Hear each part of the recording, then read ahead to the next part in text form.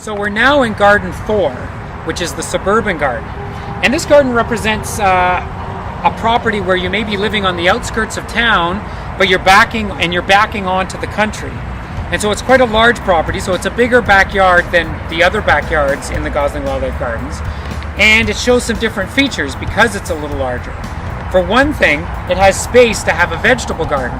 And having a vegetable garden and attracting wildlife is a bit of an issue. So we're trying to show that it's possible to have both vegetables and wildlife. You have to put a lot of work into that though. So one of the things that we have, for example, is we have a very big fence around our vegetable garden. And this fence not only is above ground, it goes below ground about 2 feet. And that's to stop groundhogs and rabbits from digging underneath the fence. Other animals like chipmunks and things can still get into here, but you can see by all the different things that are growing here that we're still able to produce a lot of vegetables for human consumption and still have wildlife visiting our garden. This is a black swallowtail caterpillar, and it's on dill, which is one of its food plants, and this dill is in the vegetable garden. So you can see that, we're providing things for ourselves, but some of those things that you want to grow for yourselves, it's fine to share a little bit with something that's going to turn into a beautiful black swallowtail butterfly, for example. And this is quite the beautiful caterpillar. And a neat thing about swallowtail caterpillars is they have a special organ on their heads that they use to protect themselves. So I'm going to sort of touch it and see if it'll use its little defense mechanism. There you go, you can see that thing coming out on its head there. Looks a bit like a snake's tongue, and it has a sort of peculiar smell to it that deters predators. And different types of swallowtail caterpillars have this adaptation. So here's a chipmunk in our rock pile, and the rock pile is put here just for that purpose, for shelter for chipmunks, as well as for garter snakes, shrews and voles.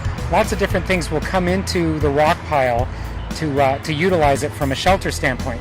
And it's a nice natural looking feature in a garden as well. A great feature about the Suburban Garden is the fact that at the back of it is a woodland. And this woodland was planted when we started the gardens. So in about 20 years, you can see that we have a full woodland. This used to just be lawn that was in this area, and now it's a full woodland with great big trees, with maple trees, white birch, alternate leaf dogwood, and we're able to plant native shade plants in this area. So in the spring there's trilliums blooming here, jack in the pulpit, bloodroot. So it's a really great habitat that normally isn't associated with sort of the suburbs, but you can do it. And in as little as 10 to 20 years, you can have a full woodland community in your backyard. One of the common mammal species that you'll see in the Gosling Wildlife Gardens is the eastern cottontail. And you can see this little guy is just hiding in the shrubs right now. But sometimes you'll see them coming out and they'll eat the clover that we have growing in our lawn. You may remember that one of the 4 sort of top wildlife things that you want to do for your wildlife garden, one of those categories was shelter. And one of the best plants for providing shelter is the eastern white cedar.